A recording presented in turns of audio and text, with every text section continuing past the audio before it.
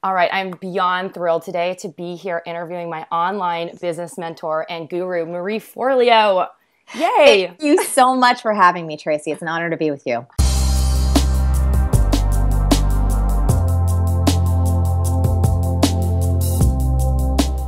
Some of you may or may have not heard me talk about Marie before because after implementing some of the techniques I learned in her B School program, my second jewelry business exploded. And I'm happy to say that I'm currently working on a waiting list of clients for my jewelry business, which is super exciting.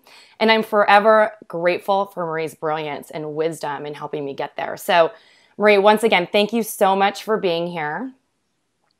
Absolutely. Well, I'm ready to rock and roll. Yeah. So I just want to give a brief intro before we get started for people who are just learning about you. Is that cool? Of course. All right.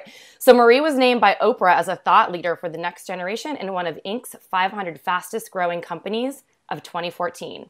Her mission is to help you realize your greatest potential and to use your unique talents to change the world. She reaches over 275,000 readers in 193 countries worldwide and leads dynamic training programs that teach individuals to succeed in business and life.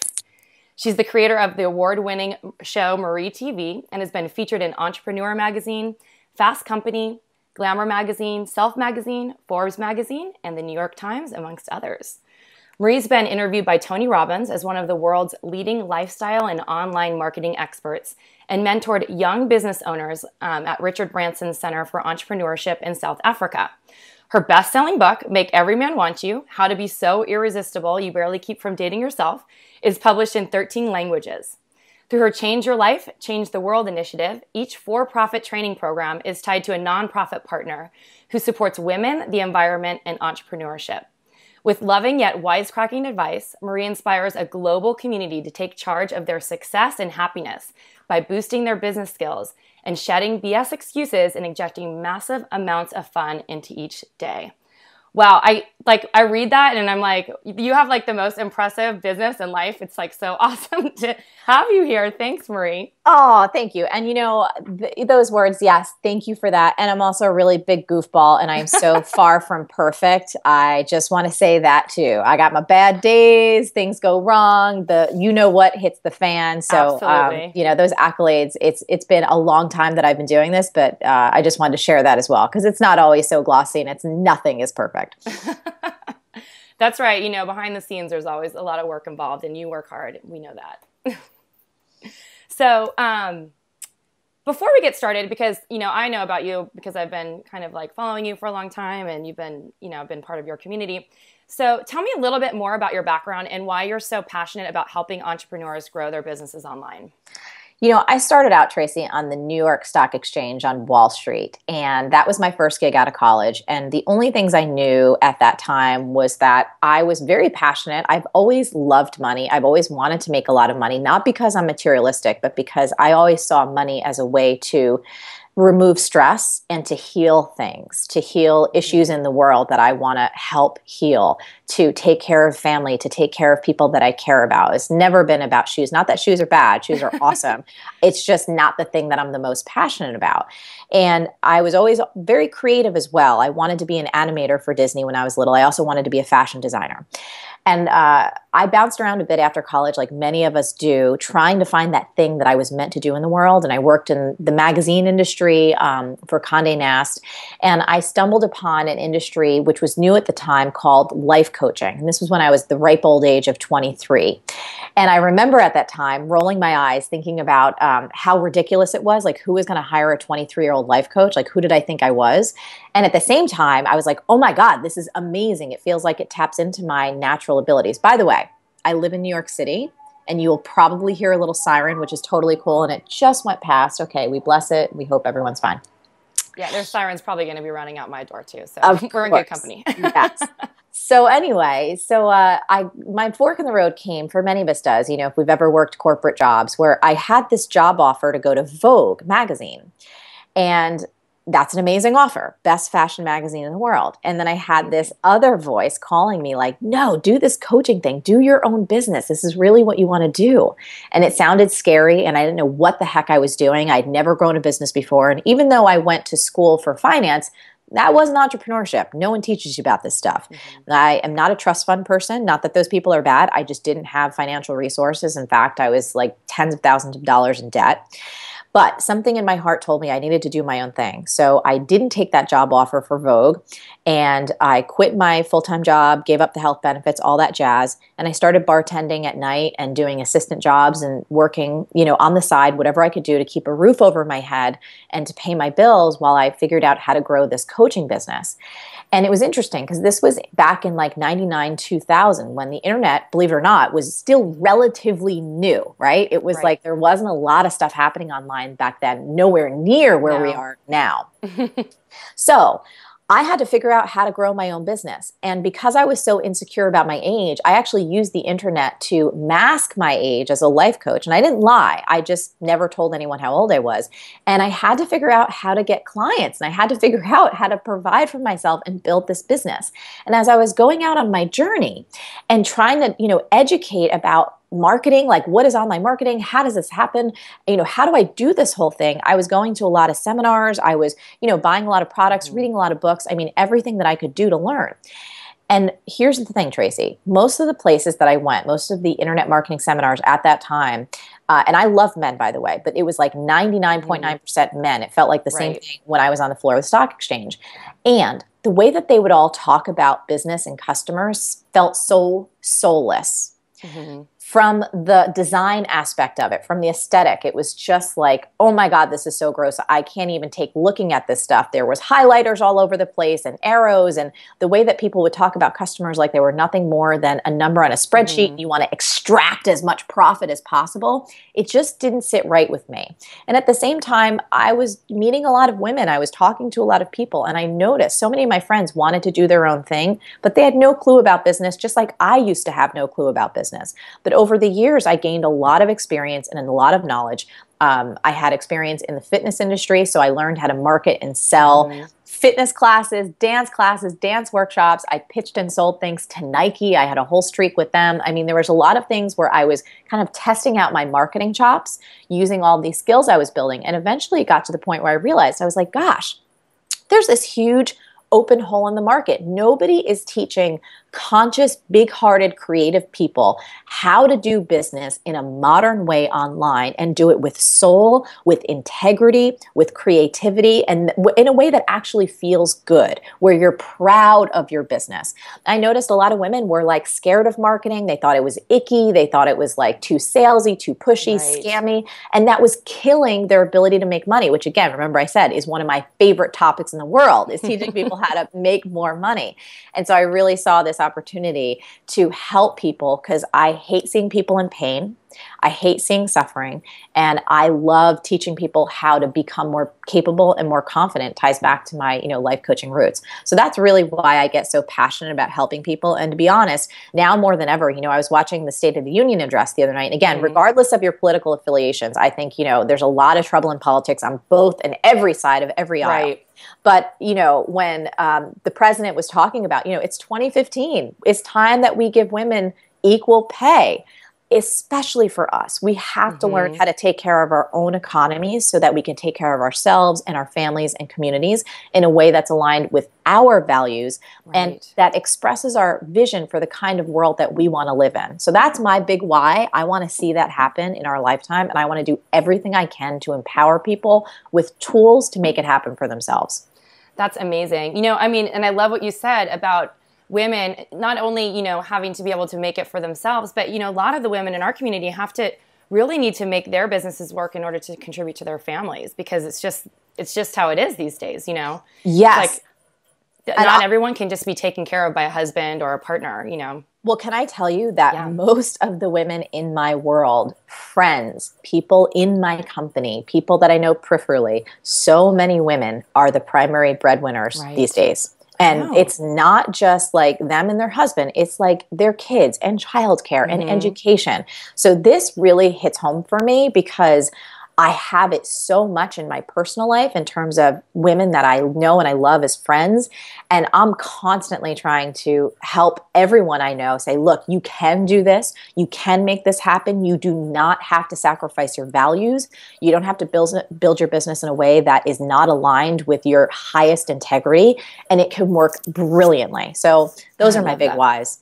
I love that. So I want to get right into some actionable tips, if that's cool. So one of the biggest mistakes designers make when they're trying to sell and market to everyone, is that they're trying to sell and market to everyone. So as a result, they're really confused about why their sales are so low. So why is marketing to everyone a mistake, and how can getting more specific really help them with sales? This is such a big one in our community. I am so excited to hear your advice. I want everyone to write this down. If you have a pen, write it down now. If you're talking to everybody, you're talking to nobody. Write that down. If you're talking to everybody, you're talking to nobody. What that means is this. Nobody wants anything that's vanilla.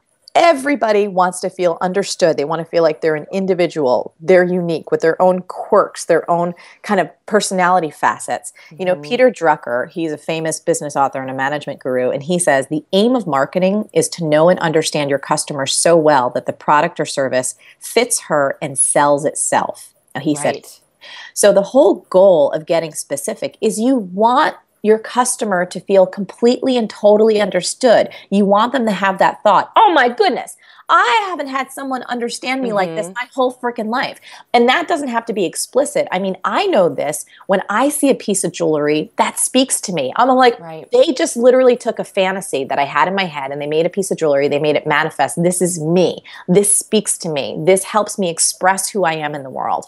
It's not going to be right for everybody, but if you think about it, no product or service ever is. And when we try and be for everyone, we bland ourselves out, we round off our edges, we shave off the things that make us unique, and in the process of doing that, we become like everyone else. We become mediocre in the middle. We're part of the crowd, and no one freaking cares because it looks like every other piece of crap on the market.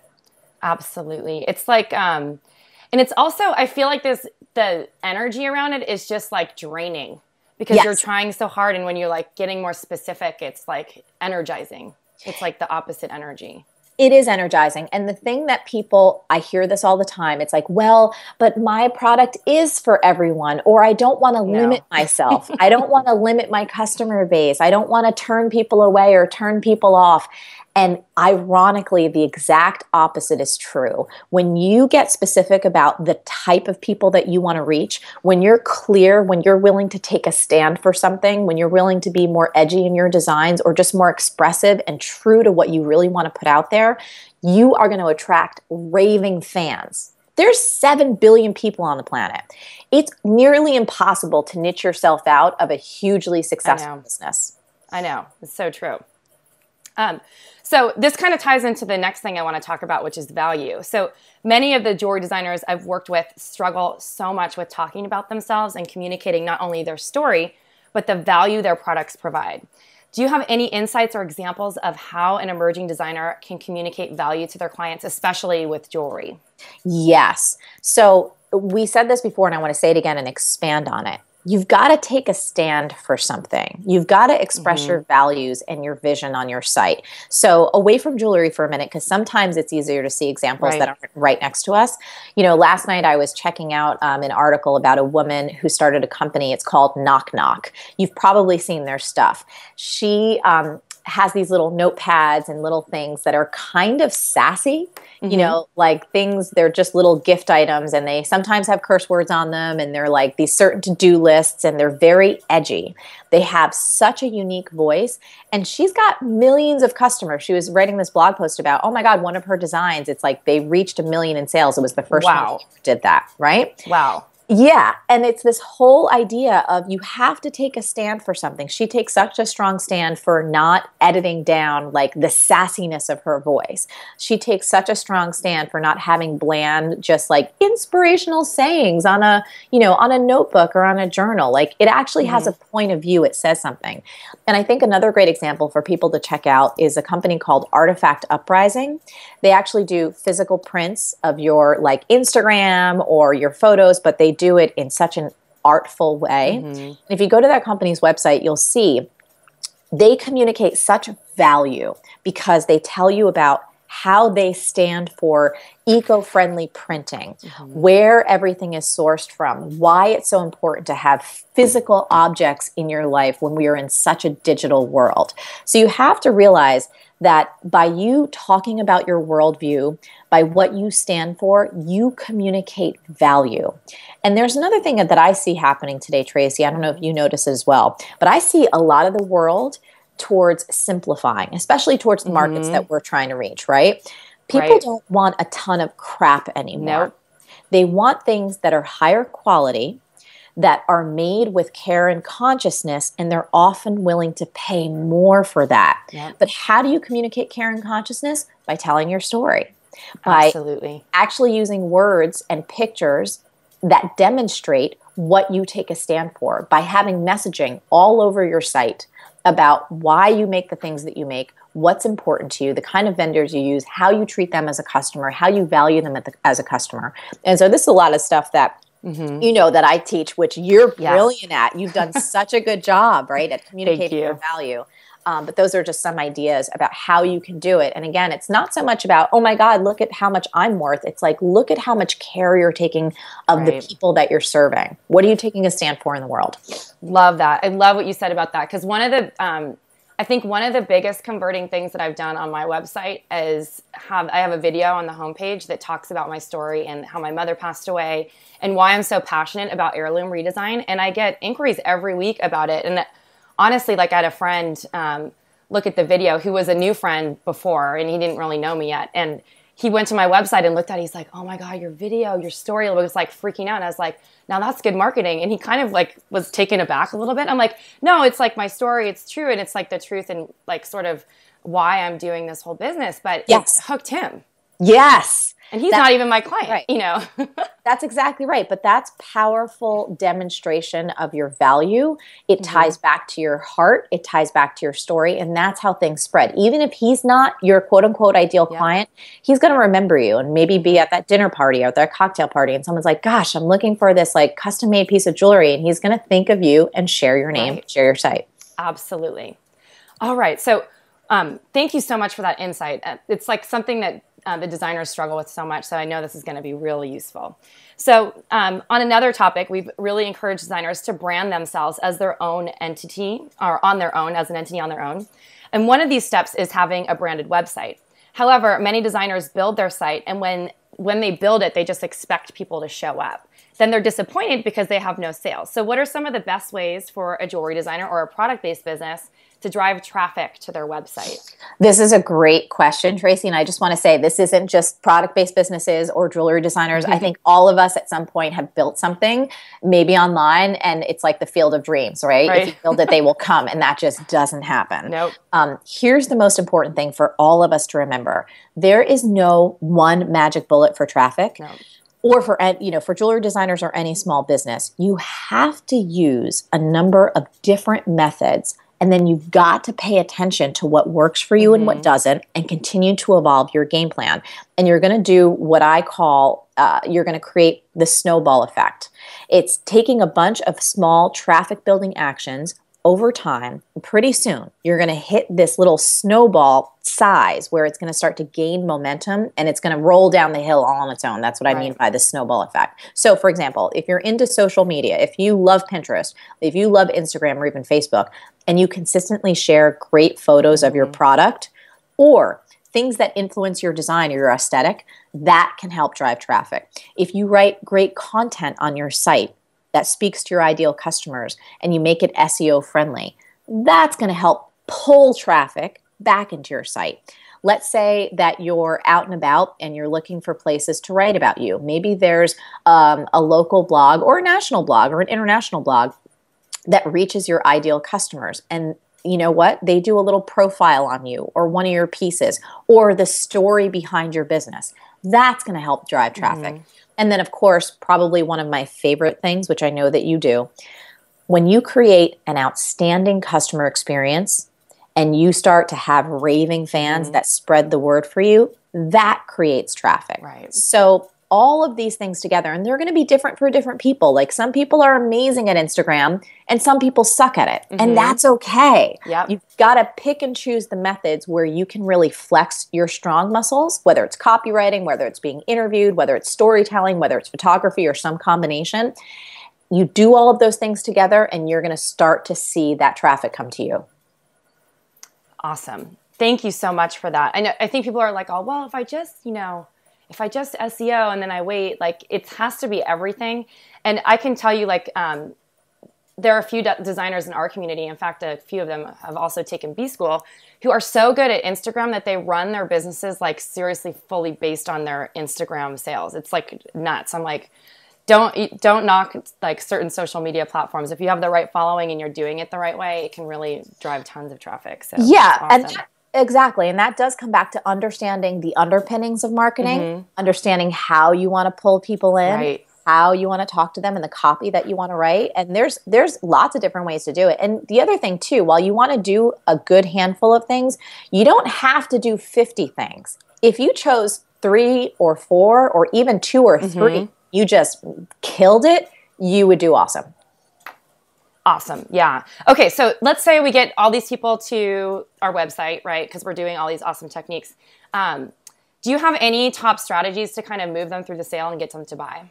Yes. So for product-based businesses like jewelry, I do think great images are a must.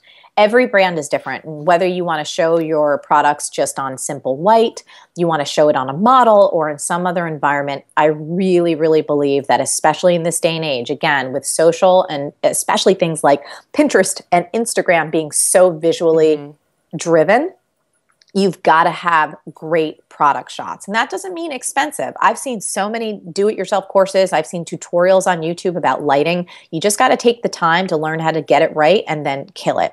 The second thing that you want to do is you want to communicate scarcity or urgency if you genuinely can. So looking at Amazon, which I know is a huge business, but we can always take lessons if we're keen enough to keep our eyes open for it. One thing they let you know is they say, oh, get it now. There's only 3 more in stock. So if something is limited edition or if something is about to sell out, let people know about it because it helps get them off the fence. Right. And again, a lot of us forget, like there's actually built-in scarcity, meaning sure, you may be able to produce more, but if it hits out of stock, people have to wait and they hate waiting. So if there is genuine scarcity or urgency, make sure you communicate that. And then the final thing is ask yourself, how can you remove fear or concern or confusion? So in other words, make your buyers feel safe from buying from you. Make sure people know exactly what your stuff is made of because a lot of people have allergies or they're just super picky about what they're wearing. Right. And make sure your return policy is clear. A confused mind always says no. So if there's any confusion about what interacting with your company or what buying your product means for the end user, they're going to click away. Absolutely. Yeah. So I love that advice. And I think the return policy is a really big thing because people are like, oh, well, this is a designer I've never heard of, you know, and especially if you're starting out, you want to know, give people confidence to buy from you that they're not going to get like screwed over or something. Absolutely. And most of us tend to under-communicate in that respect. So if you take the time to really put yourself in your ideal customer's shoes and understand her fears and concerns about doing business with you and you address all those up front with kindness and compassion and some personality and some humor, people feel safe. If they know you're a real person, they know how to get in touch with you. They're clear on your policies and procedures. They're going to be like, oh, this is great. Awesome. I just have a few more questions for you. Do you have time? Yes, go for it. Okay, perfect. So since jewelry designers are creating a product that's so close to their heart, oh my God, we just did a whole webinar on this yesterday. Oftentimes there's a huge drive towards perfectionism that's tied into an innate fear that keeps them a little paralyzed from taking action in their business. This is like a huge thing. I've totally faced this myself. Do you have advice to help them just go for it and stop stalling? Yes. So here is the truth. When most of us are starting out, right, or even if we've been doing it for a while and we're kind of coming up with a new collection or we're going in a new direction, our vision for our product is usually far beyond our capability to bring it to life. So there's a little bit of this lag time between what we actually produced and our taste level. Ira Glass did this great video on this, and I totally believe this idea to be true. I know when I first started out, how I wanted my business and my products to look and feel, and how I wanted my customers to experience them, from the branding to the design to everything. I was like, gosh, my vision is all the way up here, but I can't, quite find the talent. I can't get it to match that quite yet. So here's the thing. The only way you're ever going to get that vision and the actual product you produce to get close to matching is if you get going. You have got to go for progress, not perfection. Yes, go for progress. Perfection. I mean, hashtag progress, not perfection. That's actually our whole vision for B School this year and for a lot of stuff that we're doing in our company. And the truth is this. Perfection is a silly standard because honestly, it's unattainable. What does that even mean? I know. And it's actually the lowest standard because it's really no standard because you can't really reach it or define it. So if you spend all of your time stressed out about perfection, you're not serving others and you're not moving ahead. So if you just go with hashtag progress, not perfection, start before you're ready. Just get things out there. Know that your business will be a constant process of evolution, and that's awesome. I would much rather have people start shipping things and giving their best, not putting out shoddy quality, but you give it your best, and then you evolve, you iterate over time. I love this. I'm like writing this down. Progress, not perfection. I'm totally going to start using it now. Love it. So that amazing advice, because I love what you always say about start before you're ready, because it's so true. It's like you just have to go for it. Like when I was reinventing myself, like my website sucked and I still went for it. People were still buying $3,000 pieces from me because it was me, not because I had the most amazing website. And then when I could, I fixed it up and made it better, and now it's more in my vision. But I started before I was ready then, and you always have to. So yes, absolutely. So there's a lot of different ways designers might sell jewelry. They might wholesale their work to stores. They might sell on their website or on Etsy. They might also be selling like in person at a craft show or their own retail location. So how can designers of any business model use the internet to grow their business? I love this question because we all know this, right? I mean, the internet gives you access, should you so choose, to billions of people around the world. And all any of us need as a small business owner is a tiny portion of those people to be our raving fans. And we can have an amazing, beautiful, sustainable, profitable business for life. And here's the deal. No matter what business model you currently have, every business owner has to build their own direct relationship with their customers and fans. And by having a smart and strategic online presence and being a savvy modern marketer, this is the best way to protect yourself and your business. And here's the reason why. Your direct relationship with your customers is the most powerful asset you have in your business, because if retailers decide to change their terms or not carry your line anymore, or Etsy goes away, or they change their terms and all of a sudden you can't reach the people that you were reaching, you're screwed. So no matter what model you're going after, and I tell this to people across every industry, you can see it very, very clearly in terms of entertainment, in terms of artists, right? You see Beyonce, she just dropped her album, went straight for her people. She didn't tell anybody else about it. You see Louis C.K. sidestepped HBO, right? And some of the major networks, and he put his comedy show right online.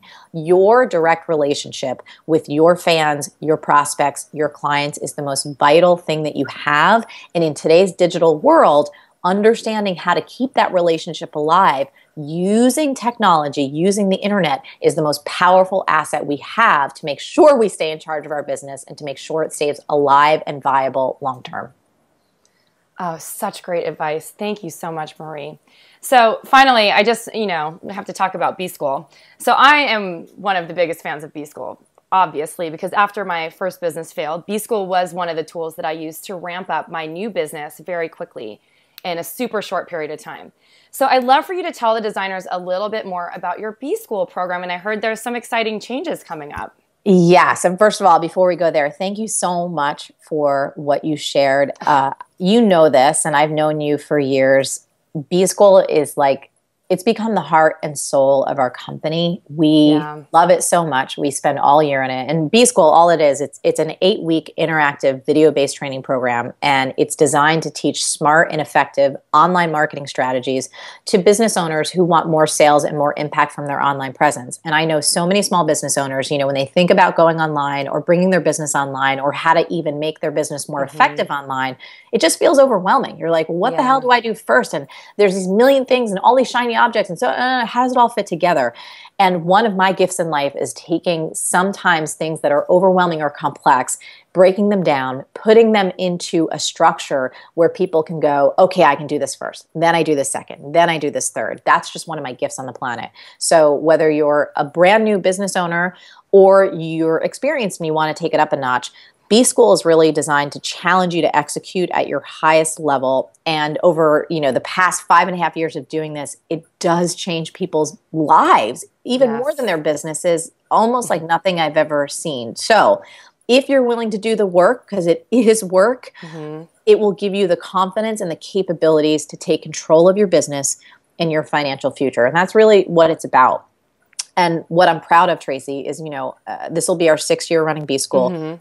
We have thousands of successful graduates across dozens and dozens and dozens of industries, including jewelry designers, including product-based businesses in 111 countries worldwide. And you know this because you've been through the program. It's not some hodgepodge of tactics. It is a proven, road-tested system to take people from point A to point B to point C with as little frustration as possible. Of course, in any business, there's always going to be frustration, but it really helps you create results in a very creative and original and heart-centered way. And I think one of the things I'm most proud of, besides our incredible community, which kicks ass, is the fact that every B Schooler, once you're in the program, you can take it for free for the life of the program. So you can come back year after year. We're always improving things. In fact, like you just said, some exciting changes for us. The entire program is refreshed from top to bottom. My company has spent the past 5 months. We've relooked at every piece of content, made it refreshed for the current times, made it better. There's a fully developed mobile site so you can learn on the go. It's just really, we've never done anything like this before. And I've never, quite frankly, seen any online educational product like anything like what we're just putting out this year. So it's very, very exciting. And we're thrilled for people who feel like it's the right fit for them to come and join us. I am really excited because like every year B School comes around, I take it again just to like refresh. And I honestly have to say that without this information, like I would not be where I am online today, and I would not have a waiting list of jewelry clients every month. And I mean, that was really exciting. Like that was one of my goals for not necessarily to have a waiting list, but to have so many clients that I couldn't even like take them all on, and it's happening. And it's like so crazy. Tracy, well, you're a brilliant human being. You put so much heart and soul into everything that you do. So I'm not surprised. I'm so happy for you because I know that feeling, and it's and I want everyone to have those feelings, whatever their dreams may be for their business.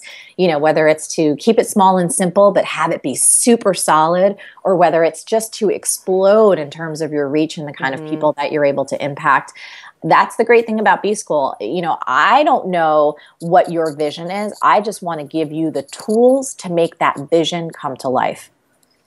I think we should end there because, like, why not? I mean, who doesn't want the tools to make their own vision to come to life? So, Marie, I hope that you, or I just want to thank you, and I hope that you will all join us for B School. There's going to be a link below this video to kind of take you over to the program and the free training series that Marie will be offering beforehand. And Marie, thank you so much for taking your time today to talk to me. This has been so wonderful. Oh, my pleasure. Thanks for having me on, Tracy. Absolutely.